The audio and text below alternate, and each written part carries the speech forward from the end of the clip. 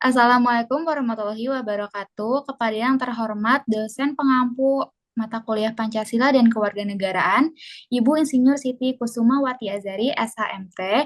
Perkenalkan kami dari kelompok 21 yang akan memaparkan hasil penelitian kami mengenai topik mencapai kemapanan di usia 35 tahun, perspektif biaya hidup, infrastruktur, dan tantangan urbanisasi di perkotaan Indonesia.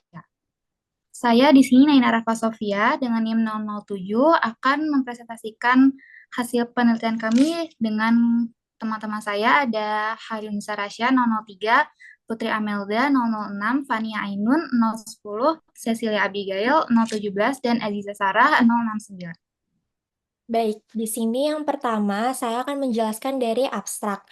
Penelitian ini menganalisis faktor-faktor yang mempengaruhi pencapaian kemapanan individu pada usia 35 tahun di wilayah perkotaan Indonesia, dengan fokus pada hubungan antara biaya hidup, infrastruktur, dan dampak urbanisasi. Penelitian ini menggunakan pendekatan deskriptif kuantitatif dengan studi kasus di Jakarta, yang mencerminkan kompleksitas tantangan urbanisasi di Indonesia. Hasil penelitian ini juga menunjukkan bahwa tingginya biaya hidup seperti sewa properti dan kebutuhan pokok, serta ketimpangan akses terhadap infrastruktur mempengaruhi kesejahteraan masyarakat perkotaan. Urbanisasi yang pesat meningkatkan tekanan terhadap fasilitas kota, memicu pertumbuhan daerah kumuh, dan memperburuk ketimpangan sosial. Meski demikian, infrastruktur yang memadai berkontribusi signifikan terhadap peningkatan kualitas hidup dan kesejahteraan ekonomi. Strategi pembangunan yang inklusif dan berkelanjutan, seperti pemerataan fasilitas publik dan pengelolaan urbanisasi, menjadi kunci untuk mengurangi dampak negatif dari urbanisasi. Penelitian ini juga merekomendasikan kebijakan yang mendukung konektivitas, peningkatan layanan publik, dan perencanaan kota yang ramah lingkungan untuk memperbaiki kualitas hidup masyarakat produktif di perkotaan Indonesia. Adapun terdapat keywords yaitu kemapanan, biaya hidup, infrastruktur, urbanisasi, pembangunan berkelanjutan, dan perkotaan Indonesia. Selanjutnya pendahuluan. Yang pertama adalah latar belakang. Kehidupan mapan sering dianggap sebagai tujuan utama, meliputi stabilitas keuangan, pekerjaan, hubungan sosial, dan kesejahteraan mental.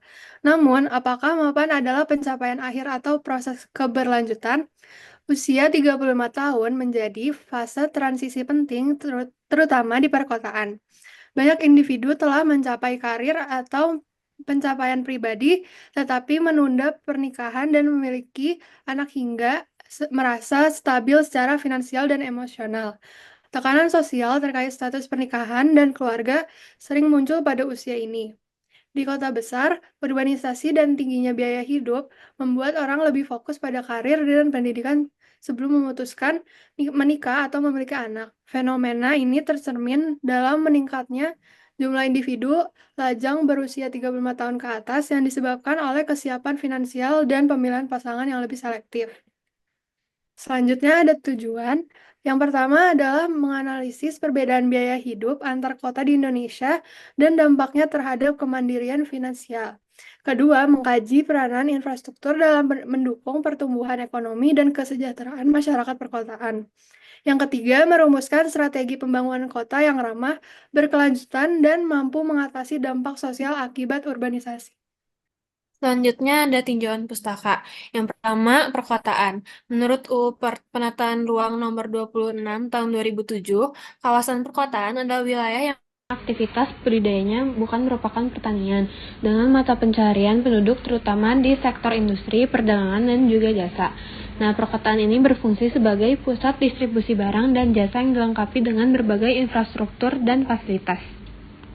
Karakteristik yang pertama, pada kemampuan ekonominya ini diukur melalui PDRB dan penerimaan daerah yang mencerminkan hasil kegiatan usaha.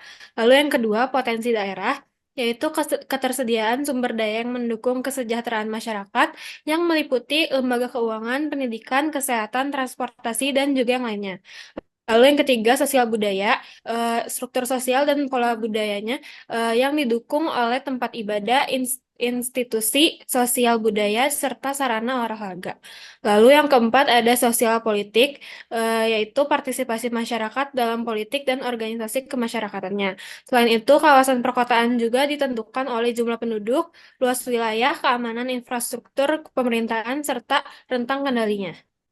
Lalu selanjutnya ada urbanisasi dan dampaknya. Urbanisasi ini adalah proses peningkatan jumlah penduduk yang tinggal di perkotaan, yang melibatkan perpindahan dan pemusatan penduduk serta perubahan wilayah dan masyarakat dari desa ke kota.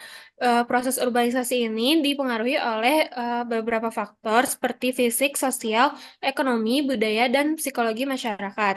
Nah, penyebab urbanisasi ini biasanya dipicu oleh revolusi industri dan munculnya pusat manufaktur besar, lalu juga peluang kerja serta transportasi yang mudah.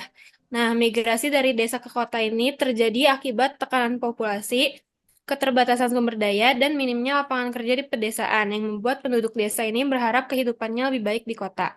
Lalu urbanisasi ini memiliki dampak. Jadi urbanisasi yang terkendali ini akan mendorong kemajuan ekonomi, sedangkan urbanisasi yang berlebihan dapat memicu berbagai masalah seperti kemiskinan perkotaan, ketimpangan pendapatan, pengangguran, kriminalitas, polusi, dan juga pertumbuhan daerah kumuh. Nah, proses urbanisasi ini erat kaitannya dengan kebijakan pembangunan perkotaan dan konsentrasi aktivitas ekonomi di wilayah padat penduduk yang memperluas wilayah perkotaan. Biaya hidup di perkotaan. Definisi biaya hidup, total pengeluaran untuk kebutuhan dasar, harian seperti makan, tempat tinggal, transportasi, pendidikan, dan kesehatan. Faktor yang mempengaruhi biaya hidup, yang pertama, harga sewa dan properti. Komponen terbesar pengeluaran meningkat setiap tahun di kota besar karena tingginya permintaan. Yang kedua, transportasi publik. Lebih ekonomis dibanding kendaraan pribadi. Efisiensi sistem transportasi mengurangi pengeluaran. Yang ketiga, inflasi dan harga barang. Inflasi di perkotaan lebih tinggi memengaruhi harga makanan dan kebutuhan pokok. Yang keempat, gaya hidup. Gaya hidup konsumtif di kota meningkatkan pengeluaran untuk makan di luar, hiburan, dan barang mewah. Selanjutnya ada infrastruktur dan kualitas hidup di perkotaan. Infrastruktur perkotaan merupakan jaringan fisik dan organisasi yang mendukung kelancaran operasional serta perkembangan suatu kota yang mencakup elemen-elemen penting seperti jalan, rel kereta, jembatan, sistem sanitasi, listrik, dan fasilitas publik lainnya, yang dimana memungkinkan kota berfungsi dengan baik dan mempermudah aktivitas sehari-hari. Layanan transportasi umum seperti bus dan kereta juga penting untuk mengurangi kemacetan. Dan sanitasi yang efektif dan akses terhadap air bersih sangat vital untuk menjaga kesehatan masyarakat dan mencegah penyebaran penyakit.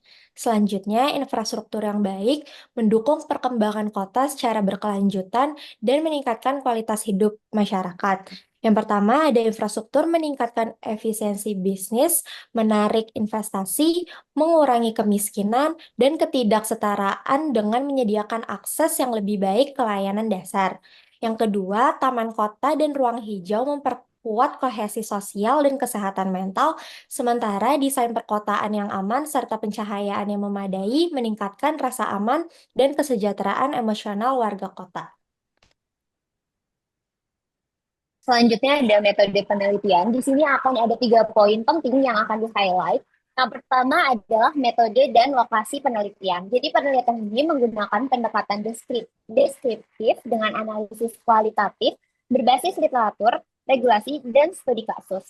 Lokasi penelitian difokuskan di Jakarta, yaitu ibu kota di negara Indonesia, yang mempresentasikan tantangan urbanisasi seperti tingginya biaya hidup, ketimpangan infrastruktur, dan tekanan akibat urbanisasi, sehingga memberikan konteks nyata untuk analisis implementasi Smart City.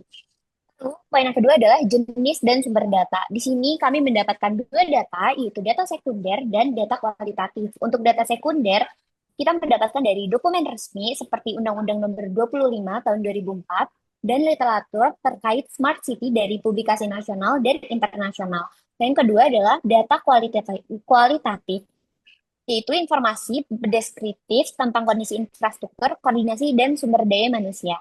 Yang terakhir adalah teknik pengumpulan data. Jadi data ini melalui 3 pendekatan. Yang pertama ada dokumen resmi, yaitu regulasi pemerintah terkait. Kedua, penelitian akademis, melibatkan studi teoritis dan empiris tentang Smart City.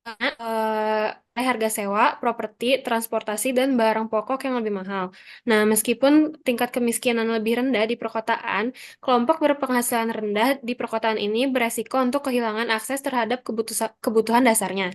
Lalu upaya-upaya pengentasan kemiskinan yang pertama dari pemerintah, ada P2KP untuk pemberdayaan masyarakat dan peningkatan infrastruktur dasar.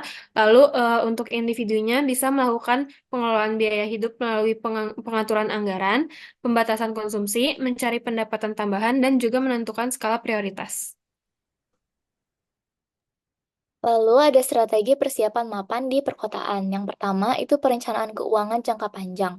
Evaluasi kondisi keuangan seperti pemasukan, pengeluaran, dan hutang. Penerapan tujuan finansial seperti dana darurat atau investasi pensiun. Lalu penyusunan anggaran realistis untuk mengurangi resiko kesulitan keuangan di masa depan. Selanjutnya ada strategi berbasis relasi. Pertemuan dengan berbagai pihak seperti aktivis dan sukarelawan untuk memperkuat jaringan. Lalu pembentukan tim kerja multitalenta untuk solusi inovatif. Yang ketiga itu ada komunikasi terbuka dan transparan untuk membangun kepercayaan. Selanjutnya itu ada pendidikan berkelanjutan, seperti program wajib belajar 12 tahun untuk meningkatkan partisipasi pendidikan, pengembangan keterampilan abad ke-21 dan pembelajaran berbasis proyek sesuai kebutuhan industri, dan yang terakhir pendidikan yang terencana mendukung pertumbuhan ekonomi berkelanjutan. Dan yang terakhir adalah kesimpulan. Jadi dari 3 tujuan yang telah dijelaskan, diperoleh kesimpulan bahwa penelitian ini tuh menganalisis berbagai faktor yang mempengaruhi pencapaian kemapanan di usia 35 tahun bagi warga perkotaan di Indonesia. Hasil penelitian menunjukkan bahwa perbedaan biaya hidup antar kota berdampak signifikan pada kemandirian finansial individu.